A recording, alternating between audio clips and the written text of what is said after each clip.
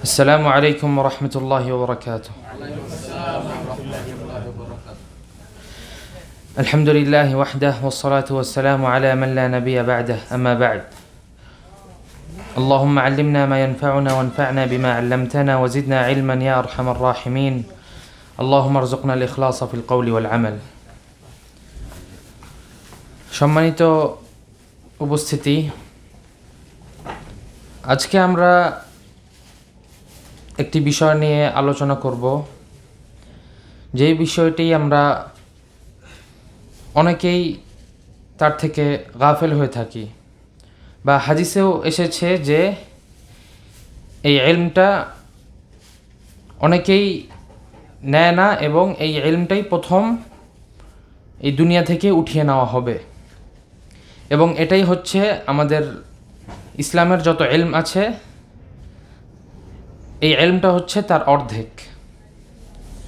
যে কি এমন ইলম যেটা হচ্ছে আমরা ভুলে যাব বা যেটা হচ্ছে উঠিয়ে নেওয়া হবে, আর সেটা আমাদের সকল যে শরীয়তের ইলম আছে তার অর্ধেক।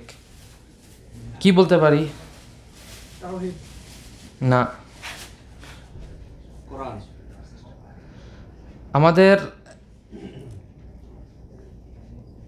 জীবিত অবস্থায় যেগুলা বিষয় আছে সেগুলা সম্পর্কে আমরা চর্চা করি, বা আমরা এগুলা সম্পর্কে শুনি, এগুলা সম্পর্কে আমরা শেখার চেষ্টা করি, ইলম অর্জন করার চেষ্টা করি। তো এগুলা হচ্ছে অর্ধেক। বাকি অর্ধেক হচ্ছে আমরা মারা যাওয়ার পর, আর সেটা হচ্ছে বলা হয়েছে ফারায়েদ। ফারায়েদ বলতে আমরা কি বুঝি? ফারায়েদ হক বন্টন। কোন হক? সম্পদ। কোন সম্পদ?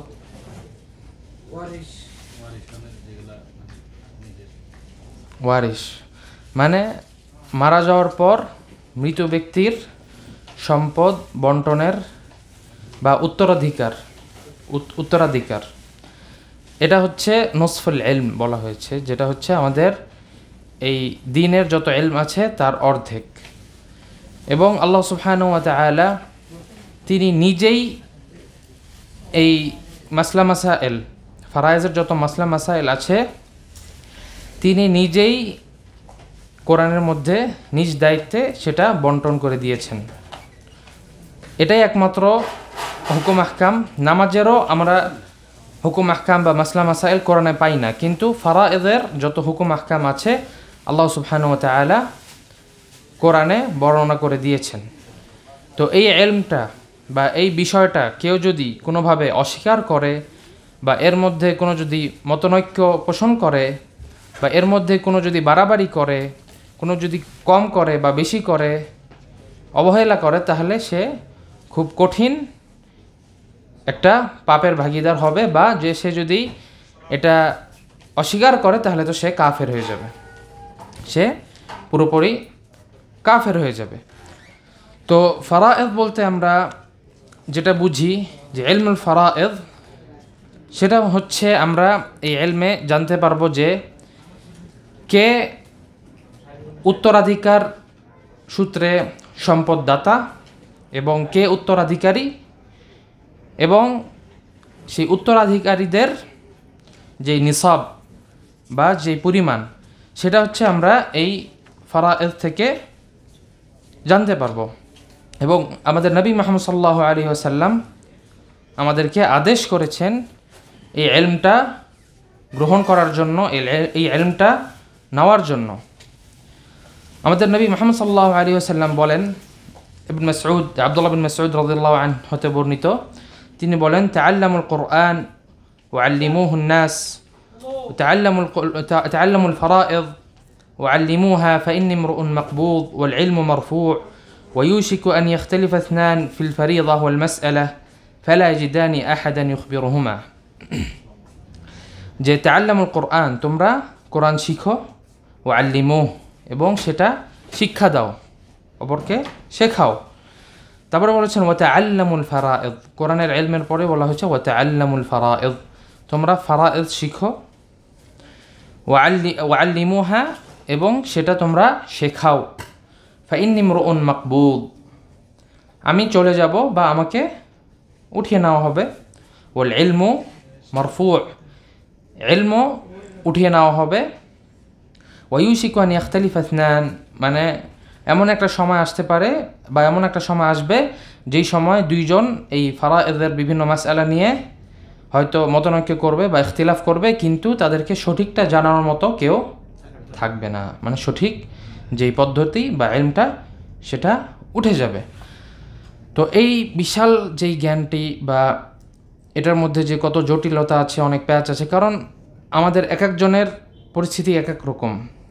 হয়তো একজন মারা গিয়েছে, তার অনেক আত্মীয় স্বজন রেখে মারা গিয়েছে, বা একজন মারা গিয়েছে তার খুব কম আত্মীয় স্বজন, বা এক একজনের এক এক পরিস্থিতি।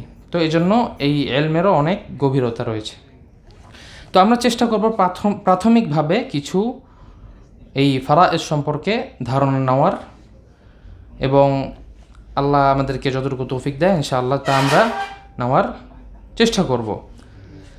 এবং রাসূলুল্লাহ সাল্লাল্লাহু আলাইহি ওয়াসাল্লাম বলেন, আবু হুরায়রা রাদিয়াল্লাহু আনহু হতে বর্ণিত, তাআল্লামুল ফারায়েদ ওয়া আল্লিমুহু ফাইন্নাহু নিসফুল ইলম ওয়া হুয়া ইউনসা ওয়া হুয়া আউয়ালু শাইইন ইউনতাজাউ মিন উম্মতি।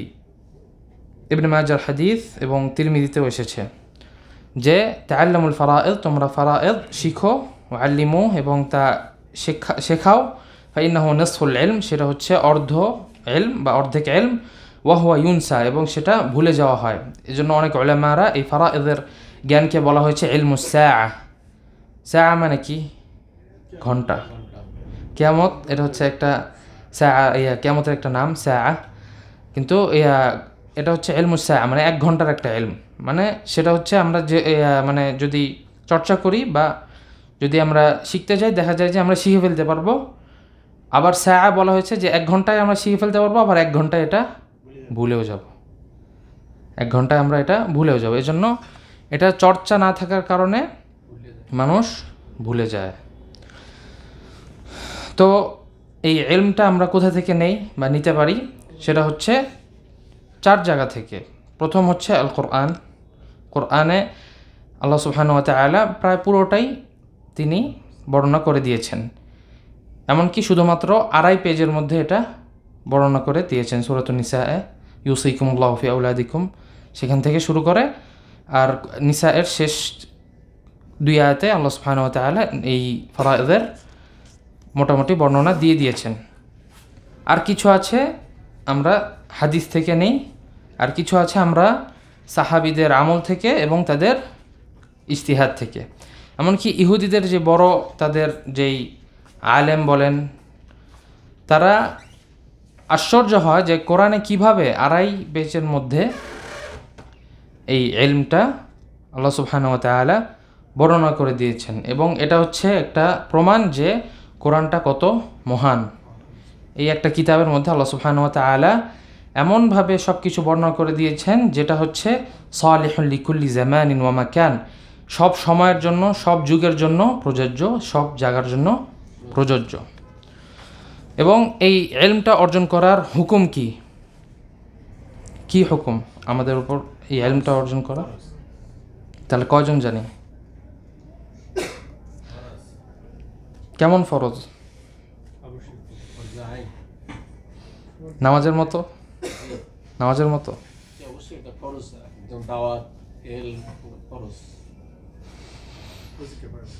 জি হ্যাঁ, জি জি, এটাই সঠিক যে ফরজ কিফায়া। ফরজ কিফায়া মানে কি? ফরজ 2 প্রকার। আমাদের যত ফরজ আমল আছে তা হচ্ছে 2 প্রকার, ফরজ আইন আর ফরজে কিফায়া। ফরজ আইন যেমন হচ্ছে আমাদের রোজা, নামাজ, যাকাত, হজ, এগুলো হচ্ছে ফরজ আইন, প্রত্যেক মুসলিমের ওপর ফরজ করতেই হবে। আর এগুলা বিষয়ে ইলম অর্জন করা আমরা কি বলেছিলাম? ফরিয়দা। কোন ফরজ? ফরজ আইন, যে আমাদেরকে এই নামাজ, রোজা এগুলো প্রত্যেকেরই হুকুম আহকাম জানতে হবে, এগুলা মাসাইল জানতে হবে, মানতে হবে। আর ফরজ কিফায়া মানে হচ্ছে যেই বিষয়গুলো পর্যাপ্ত পরিসরে বা কিছু সংখ্যক মানুষ যদি করে তাহলে বাকি সকল মুসলিমের উপর থেকে বা তাদের জিম্মা থেকে এটা পড়ে যাবে বা তাদের গুনাহ মাফ হয়ে যাবে যদি কিছু সংখ্যক বা পর্যাপ্ত সংখ্যক মানুষ যদি করে। যেমন এই ফারায়েজুল ইলম এটা হচ্ছে ফরজ কিফায়া, মানে আমাদের সমাজে যদি কিছু মানুষ থাকে, তা আলেম হতে পারে, ছাত্র হতে পারে, ইমাম হতে পারে, বা সরকার হতে পারে, হাকিম হতে পারে, তাদের যদি এই ইলমটা চর্চা থাকে তাহলে আমাদের উপর থেকে এটা পড়ে যাবে, মানে আমাদের আর দায়ভার নিতে হবে না। তো এমন আর কি আছে, যেমন জানাজার নামাজ, এটাও ফরজ কিফায়া। কোনো মুসলিম যদি মরে যায় তাহলে তার ওপর নামাজ পড়া ফরজ। কেমন ফরজ? কিফায়া। প্রতিদিন কত হাজার হাজার লক্ষ লক্ষ মুসলিম মারা যাচ্ছে, কিন্তু আমরা কি পড়ি? জানতেও পারি না। তো এটা নামাজ পড়া ফরজ। এজন্য যদি কেউ মুসলিম মারা যায়, তার আত্মীয় স্বজনরা পড়ে ফেলে, তাহলে তখন কি হয়ে যায়? আমাদের থেকে এটা বা আমাদের জিম্মা থেকে এটা নেমে যায় এবং আদায় হয়ে যায়। তো এমনই হচ্ছে ফারায়েজ, ইলমুল ফারায়েজ। তো এটার গুরুত্ব আমরা জানলাম এবং হুকুম জানলাম। আর আমরা যদি দেখি যে এটা অমুসলিম বা ইহুদি নাসারা, তাদের মধ্যেও কিন্তু ফারায়েজ ছিল, বা তারাও তো মারা যায়, তো তাদের সম্পদটা তারা কি করে? যেমন ইহুদিদের মধ্যে তারা দেখা যায় তাদের মারা যাওয়ার পর সম্পত্তি দেখা যায় বড় ছেলেকে দেওয়া হয়, তারপর বাকিটা তেমনভাবে ভাগাভাগি হয় না। তো যে যেভাবে নিতে পারে বা তাদের মধ্যে যদি কোনো ইত্তেফাক অনুযায়ী যদি তারা নিতে পারে সেভাবে নিয়ে নেয়। বা আরেকটা তাদের আছে যে যেই ছেলে বিবাহ করে নাই সে আগে নিবে, যেহেতু তার বিবাহর মানে এখনও করেনি, তার অনেক খরচপাতি আছে, তো তাকে আগে দেওয়া হবে, তারপর তার অন্য ভাই বোনরা নিবে। তো এখানে দেখা যায় কি, তা মহিলাদের বা মেয়েদের এখান থেকে বঞ্চিত করে ফেলা হয় বা তাদেরকে অবহেলা করা হয়। কিন্তু দুঃখজনকভাবে দেখা যায় যে আমাদের সমাজেও এটা চলে আসতেছে, যে আমাদের এই ফারায়েজের এত বড় ইলম থাকার সত্ত্বেও, এত আল্লাহ সুবহানাহু ওয়া তাআলার নাজিল করা বিধান থাকা সত্ত্বেও আমরা অনেক সময় দেখা যায় যে অনেক সমাজে মহিলাদেরকে বঞ্চিত করা হয়, বোন হোক মেয়ে হোক, এটা বঞ্চিত করে ফেলে। তো এটা অনেক বড় পাপ, এবং যে এই ফারায়েজ মানবে না তার জন্য অবশ্যই কঠোর শাস্তি রয়েছে। তো তাদের এরকম দেখা যায় যে তারা মহিলাদেরকে সঠিকভাবে দেয় না, তাদের হকটা তারা দেয় না, হয়তো পুরোপুরিভাবে বঞ্চিত করে ফেলে, আর না হয় তাদেরকে কোনো একটা নামকে অস্তে কিছু দিয়ে সেটা শেষ করে ফেলে। তারপর আরেকটা বিষয়, সেটা হচ্ছে তারা চাইলেই তাদের যে ওয়ারিস আছে, ওয়ারিস বলতে কি, উত্তরাধিকারী যারা আছে তাদেরকে তারা বঞ্চিত করতে পারে। কিভাবে?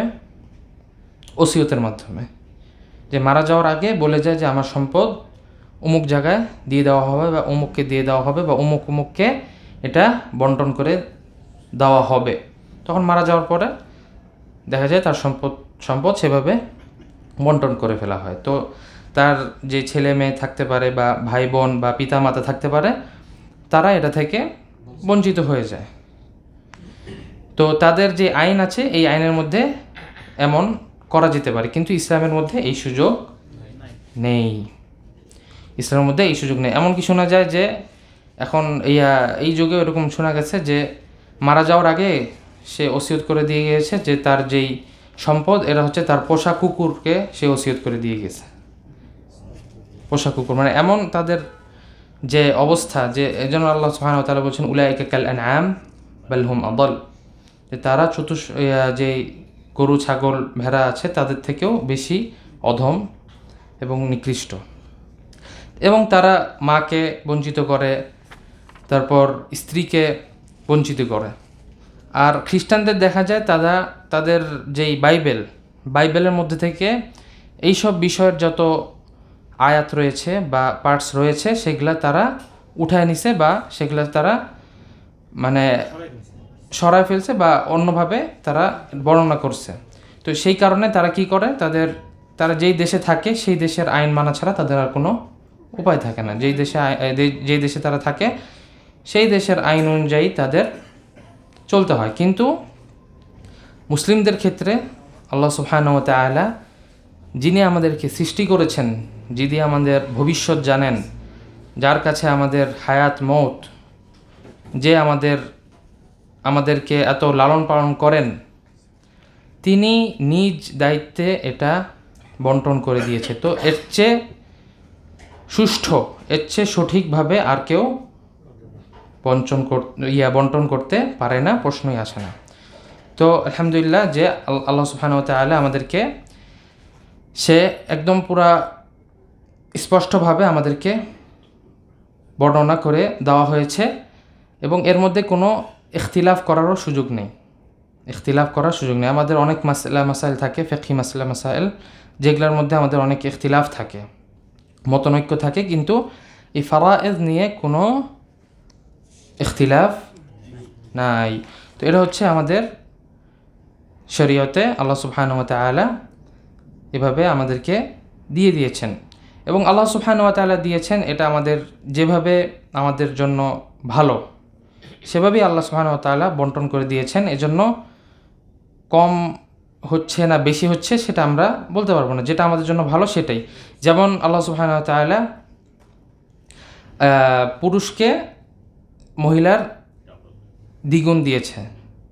তো অনেকে বলতে পারে এখানে তো নারীর অধিকার ক্ষুণ্ণ হচ্ছে বা নারীর অধিকার এখানে কম পাচ্ছে, কিন্তু আল্লাহ সুবহানাহু ওয়া তাআলা অবশ্যই কাকে কোনটা দিতে হবে বা কার জন্য কোনটা ভালো সেটা আল্লাহ সুবহানাহু ওয়া তাআলাই ভালো বুঝেন। তো অনেকে এরকম অনেক বিধর্মী আছে যারা বলে যে এখানে তো নারীকে সঠিকভাবে তার হকটা দেওয়া হচ্ছে না, কিন্তু তারা এটা বলে না যে হলো আগে তাদের যে জাহিলি যুগে নারীদেরকে কোনো মিরাসি দেওয়া হইতো না, তাদেরকে বাজারে নিয়ে বিক্রি করতো, কেনা বেচার একটা পণ্য ছিল।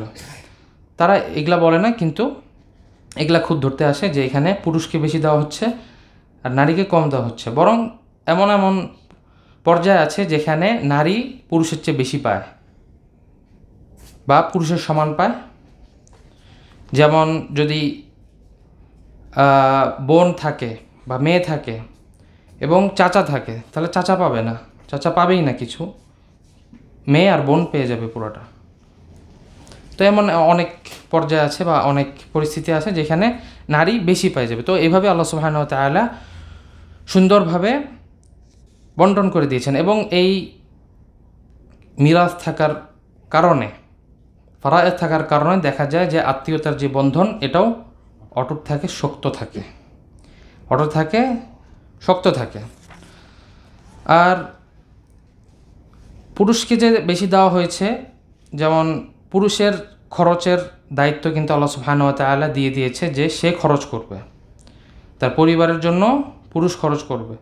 এখন মনে করেন একজন বাবা মারা গেল, তো তার সম্পত্তি যদি তার মেয়েকে, যেমন একটা ছেলে একটা মেয়ে রেখে মারা গেল, তো মেয়েকে যদি অর্ধেক দেয়, ছেলেকে যদি অর্ধেক দিয়ে দেয়, তাহলে দেখা যাবে যে মেয়ে যেই সম্পদটা পেল সে সারা জীবন হয়তো ওই সম্পদটা জমা রাখতে পারবে, কিন্তু ছেলের না, দেখা যাবে যে হলো তার প্রতিদিন খরচ আছে, তার স্ত্রীর যে খরচ তার উপর ওয়াজিব দিতেই হবে।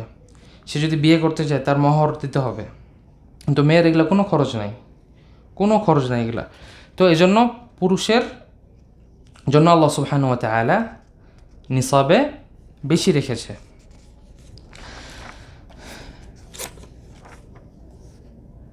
এই তো যে সম্পদটা, এটাকে আরবিতে বলা হয় তারিকা, যেটা হচ্ছে মৃত ব্যক্তি রেখে যায়। তারিকা হচ্ছে সম্পদও হতে পারে, টাকা পয়সা হতে পারে বা অন্যান্য সম্পদও হতে পারে। এই সব কিছু হচ্ছে এই তারিকার মধ্যে ঢুকে। তো এই তারিকা মানে যা মৃত ব্যক্তি রেখে যাবে, তা মৃত ব্যক্তি মারা যাওয়ার পর প্রথমে সেখান থেকে কি বের করতে হবে?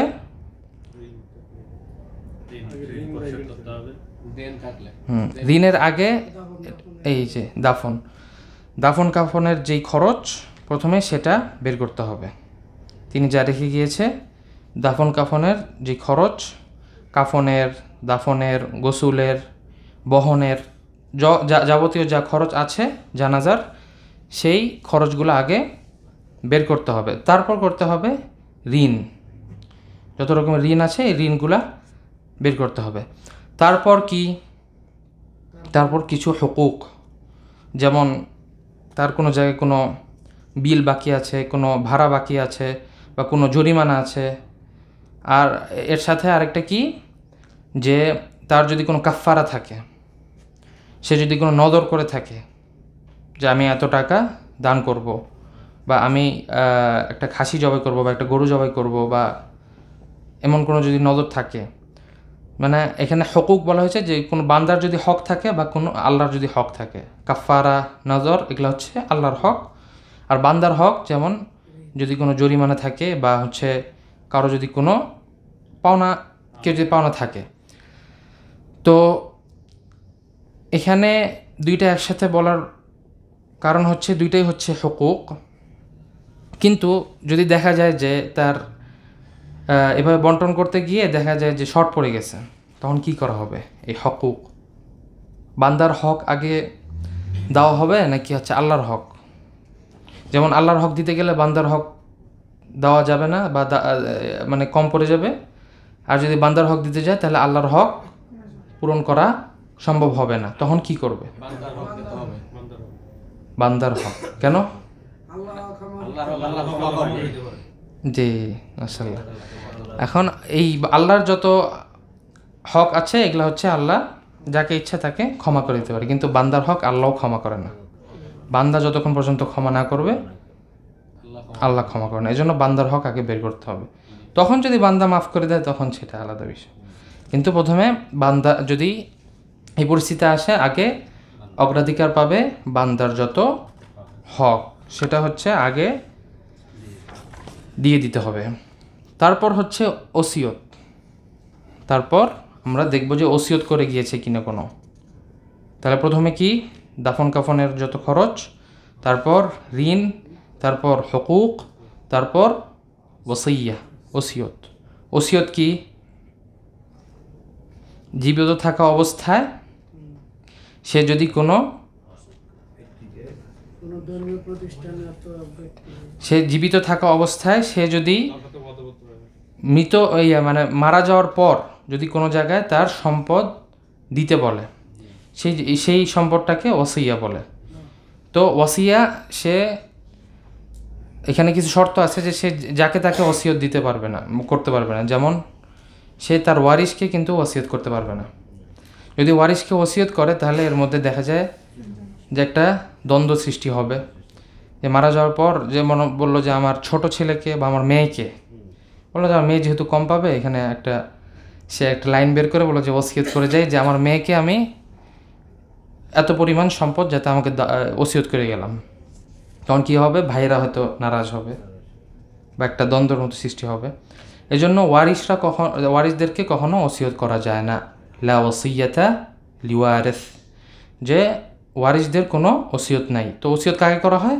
বাইরের মানুষ, আজনবী, বাইরের মানুষদেরকে ওসিয়ত করা যায়। আর এর মধ্যে লিমিট আছে। কতটুকু? আমি চাইলে যে পুরা সম্পদ দিয়ে দিব, তাহলে আমার সন্তানদের, ভাই বোনদের হক নষ্ট হবে। তো আল্লাহ সুবহানাহু ওয়া তাআলা বা এই শরীয়তে এটাও করে দিয়েছে যে সে চাইলেই তার পুরা মাল ওসিয়ত করে দিতে পারবে না। এমনকি একজন ব্যক্তি রাসূলুল্লাহ সাল্লাল্লাহু আলাইহি ওয়াসাল্লাম আসলেন, বললেন যে আমার একমাত্র মেয়ে এবং তার অবস্থাও ভালো, তো আমি চাই যে আমার সম্পদ পুরাটাই ওসিয়ত করে দিয়ে যেতে। তখন রাসূলুল্লাহ সাল্লাম বলল যে লা, তুমি ওসিয়ত করতে পারবে না। তখন সে বলল তাহলে অর্ধেক করি। বলছে যে না, অর্ধেকও না। তখন বললো চলো 3 ভাগের 2 ভাগ। না, তাও না। তখন বললো 3 ভাগের 1 ভাগ। তখন বলছেন যে সুলুস ওয়া সুলুসু কাসীর, 3 ভাগের 1 ভাগ পারবা, সেটা অনেক বেশি। তো এই জন্য 3 ভাগের 1 ভাগ যদি সে ওসিয়ত করে যায় সেই ওসিয়তটা আমাদেরকে বের করতে হবে। কিন্তু সে যদি আরও বেশি করে যায় বা বেশি হয়ে যায়, সে মনে করেন একটা অ্যামাউন্ট ওসিয়ত করে গেল, কিন্তু সে এটা মানে হয়তো তখন বুঝতে পারে না যে সে তার সম্পত্তির অনেকটাই সে ওসিয়ত করে ফেলেছে। তো তখন যদি তার ওয়ারিসা বলে যে না আমাদের পরিস্থিতি ভালো, আমাদের সমস্যা নাই, আমরা তখন এটা তারা চাইলে তারা তানাজুল করতে পারবে, এই হক থেকে তারা তানাজুল করতে পারবে। এবং আল্লাহ সুবহানাহু ওয়া তাআলা যখন এই ওসিয়ত দেওয়ার কথা বলেছে সূরাতুন নিসায়ে, আল্লাহ সুবহানাহু ওয়া তাআলা বলেছেন মিন বা'দি ওয়াসিয়াতিন ইউসি বিহা আও দাইন। প্রথমে ওসিয়ার কথা বলছে, তারপরে দাইনের কথা বলছে, তারপরে ঋণের কথা বলছে। কেন? এখানে একটা হিকমত আছে যে প্রথমে ওসিয়ত বলার কারণ হচ্ছে যে ওসিয়তটা হচ্ছে একটা ভালো কাজ, আর দাইন হচ্ছে তার হক। এমন হতে পারে যে মারা গেছে, মারা যাওয়ার পর যাদের কাছ থেকে ঋণ নিয়েছিল তারা এসে টাকা চাবে যে হলো আমি এত টাকা পাই এত, কিন্তু ওসিয়ত যাদেরকে করে গেছে তারা হয়তো আসবে না বা তারা জানবেও না বা সেটা চাওয়ার মতো কোনো লোক থাকবে না। এই জন্য ওসিয়তটারও গুরুত্ব দেওয়ার জন্য এখানে আয়াতে ওয়াসিয়া আগে বলেছে মিন বা'দি ওয়াসিয়াতিন ইউসি বিহা আও দাইন। তারপর পঞ্চম যেই বিষয়টা আমরা তারিকা থেকে বের করব সেটা হচ্ছে আল ইরথ। সেটাই হচ্ছে এই সম্পদটা। কোন সম্পদ? যেটা হচ্ছে উত্তরাধিকার, যেটা আমাদের আত্মীয় স্বজনদেরকে দেওয়া হবে। তো এটা 5 নম্বরে যায়। তাহলে কী কী গেল? প্রথমে দাফন কাফনের খরচ, তারপর ঋণ, তারপর হুকুক, তারপর ওসিয়া, তারপর হচ্ছে ইরথ। আর ইরথ এটা কিছু রোকন আছে, এই ওয়ারিশ বা এই উত্তরাধিকার এটা বন্টন করার কিছু রোকন আছে। রোকনগুলো হচ্ছে যে এখানে ওয়ারিশ থাকতে হবে এবং উত্তরাধিকার সূত্রে যে দাতা মানে যে মৃত সেই পক্ষ থাকতে হবে এবং সম্পদ থাকতে হবে। যে কোনো একটা যদি না থাকে তাহলে এটা বাতিল হয়ে যায়। তো যদি সম্পদ না থাকে তাহলে এখানে বন্টন তো কিছু নাই। আর যদি এখানে ওয়ারিশ না থাকে তাহলে কাদের উপর এটা বন্টন করে দিবে। তো আমরা যেটা জানলাম যে ইরসের রোকন হচ্ছে 3টি। একটা হচ্ছে উত্তরাধিকারী, আরেকটা হচ্ছে দাতা, আরেকটা হচ্ছে সম্পদ। যেটা এই 3টা হচ্ছে রোকন। আর এই এরসটা বন্টন করার শর্ত আছে, 3টা শর্ত। এটাও 3টা শর্ত। সেটা হচ্ছে প্রথমে আমাদেরকে নিশ্চিত হতে হবে যে যিনি দাতা সে যে মারা গিয়েছে তার মৃত্যুটা নিশ্চিত হতে হবে। যে সে হয়তো আইসিইউতে থাকতে পারে বা কোমাতে থাকতে পারে, কিন্তু সে যতক্ষণ পর্যন্ত না মারা যাচ্ছে ততক্ষণ পর্যন্ত বন্টন করা যাবে না। তো প্রথম শর্ত হচ্ছে যে মৃত বা যে দাতা তার মৃত্যু নিশ্চিত হতে হবে। তারপর হচ্ছে যে ওয়ারিশ উত্তরাধিকারী সে এই দাতার মৃত্যুর সময় যে জীবিত ছিল সেটাও নিশ্চিত হতে হবে। এমন হতে পারে যে ওয়ারিশ এক দেশে এবং দাতা আরেক দেশে, কাছাকাছি সময় মারা গিয়েছে, এখন কে আগে মরল কে পরে মরল এটাও তো, এর জন্য সেটার উপরেও ভিত্তি করে কিন্তু এই হুকুম আহকাম পরিবর্তন হয়। তো এই জন্য আমাদেরকে এটা নিশ্চিত হতে হবে যে ওয়ারিশ মারা মানে যখন দাতা যখন মারা গিয়েছে তখন ওয়ারিশ জীবিত ছিল, এটা নিশ্চিত হতে হবে যে ওয়ারিশ জীবিত ছিল কখন? যখন দাতা মারা গিয়েছে। আর এটা হচ্ছে কারণ হতে হবে যেই কারণে সে ওয়ারিশ হয়েছে। কি কি কারণে ওয়ারিশ হয়? কি কি কারণে ওয়ারিশ হয়? 3টা কারণে।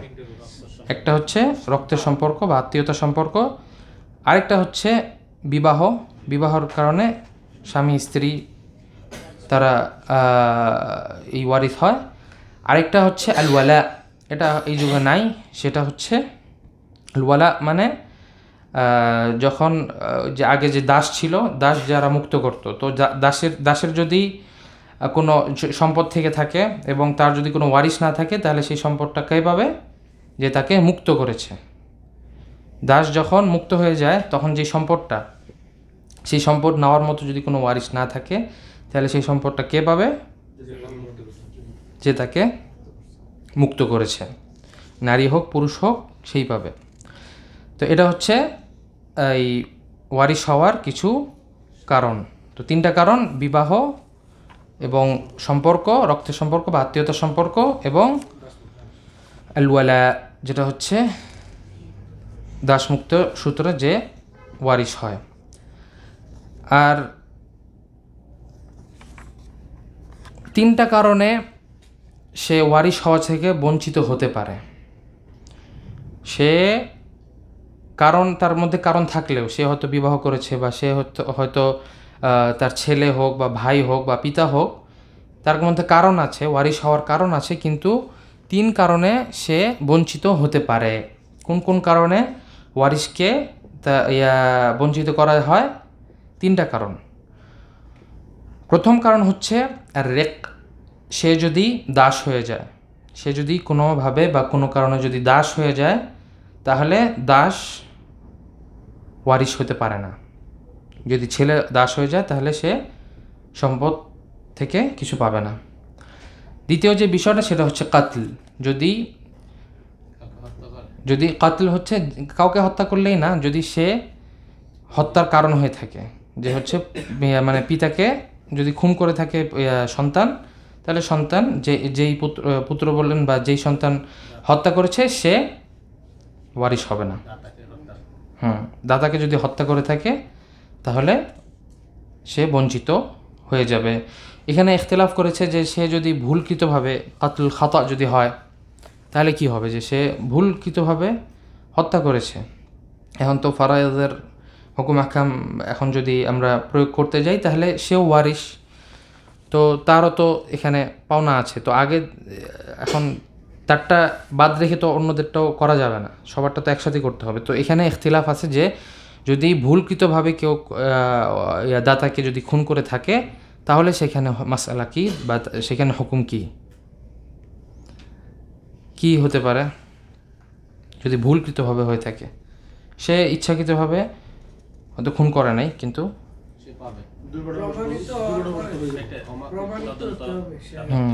তো এখানে বড় বড় আলেমদের মধ্যে ইখতিলাফ হয়েছে যে একজন বলছে সে তো যেহেতু ভুলকৃতভাবে সে খুন করে ফেলছে, সে তাকে তো দেওয়াই যায়। আর অন্যান্য আলেম বলছে যে না, এখানে হচ্ছে হাদিসের একটাই বর্ণনা যে হলো যে খুনি তার কোনো অধিকার নাই। তো এটাই হচ্ছে শক্তিশালী, যে ভুল করেই হোক আর যেভাবেই হোক, যেহেতু খুন করে ফেলছে তার কোনো হক নাই। তো এটা হচ্ছে কাতল। আরেকটা হচ্ছে ইখতিলাফুদ্দিন, মানে তার যদি ধর্ম পরিবর্তন করে ফেলে বা সে যদি কাফের হয়ে যায়, যদি ধর্ম যদি ত্যাগ করে ফেলে, যদি ইহুদি হোক, খ্রিস্টান হোক, হিন্দু হোক, যে কোনো ধর্মে যদি সে চলে যায় তাহলে সে বঞ্চিত হয়ে যাবে।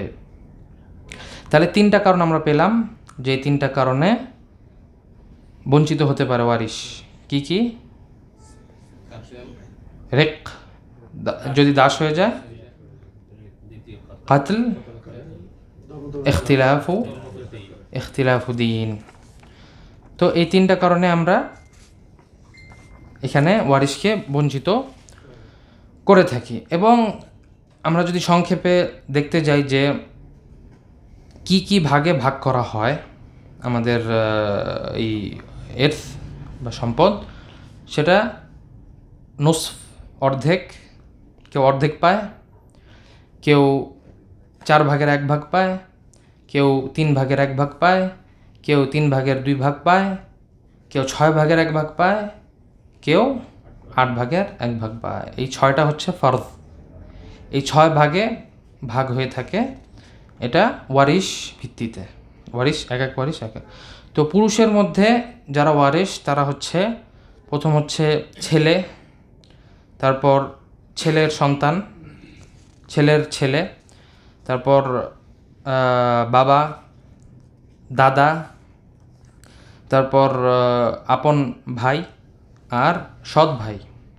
সৎ ভাই পিতার পক্ষ থেকে হোক এবং মার পক্ষ থেকে হোক, এবং আপন ভাইয়ের ছেলে, তারপর সৎ ভাইয়ের ছেলে। সৎ ভাই বলতে এখানে সৎ ভাইয়ের ছেলে মায়ের পক্ষ থেকে হবে না, আবার পিতার পক্ষের সৎ ভাই ওয়ারিশ হতে পারবে। তারপরে আপন চাচা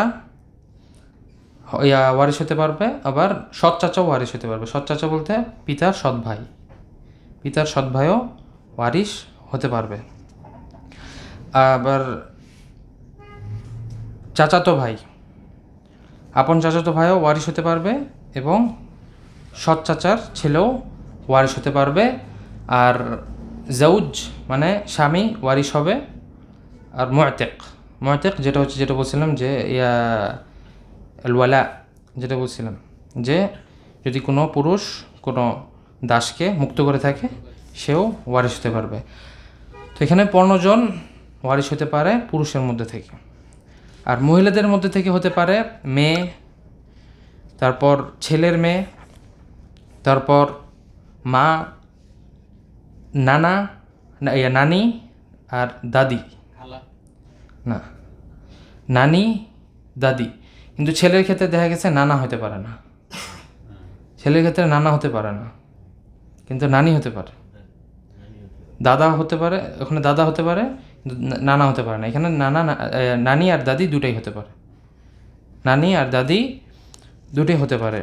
তারপর আপন বোন হতে পারে, তারপর সৎ বোন হতে পারে, পিতার পক্ষ থেকে হোক মাতার পক্ষ থেকে হোক। তারপর জাউজা স্ত্রী হতে পারে, এবং আল মুআতিকা আল ওয়ালা এর পক্ষ থেকে যদি কোনো মহিলা কোনো দাসকে মুক্ত করে থাকে তাহলে সেও হতে পারে। এখানে তাহলে 10টা পেলাম মহিলাদের থেকে। তো এগুলা হচ্ছে আমাদের সংক্ষেপে কিছু ধারণা এই ফারায়েদ সম্পর্কে। তো আরও এর মধ্যে অনেক বিশ্লেষণ আছে, আরও অনেক কিভাবে ভাগাভাগি হবে। তো ইনশাআল্লাহ এগুলা যারা আর কি এগুলার মধ্যে করতে চায়, এগুলার আরও গভীরে যেতে চায়, তারা অবশ্যই এটা চর্চা করতে পারে বা এগুলা সম্পর্কে আরও ঘাটাঘাটি করতে পারে।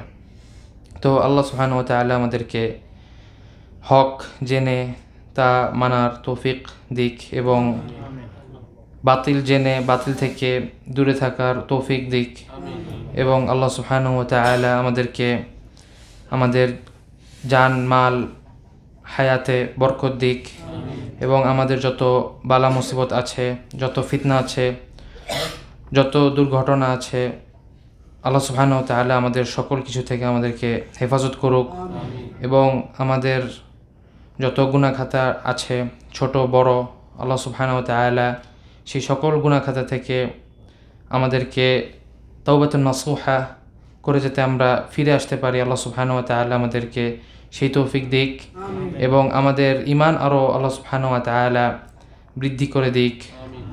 হাযা ওয়াল্লাহু আ'লাম ওয়া সাল্লাল্লাহু ওয়া সাল্লাম আলা নবিয়িনা মুহাম্মদ ওয়া আলা আলিহি ওয়া সাহবিহি আজমাইন। ওয়াসসালামু আলাইকুম ওয়া রাহমাতুল্লাহি ওয়া বারাকাতুহু।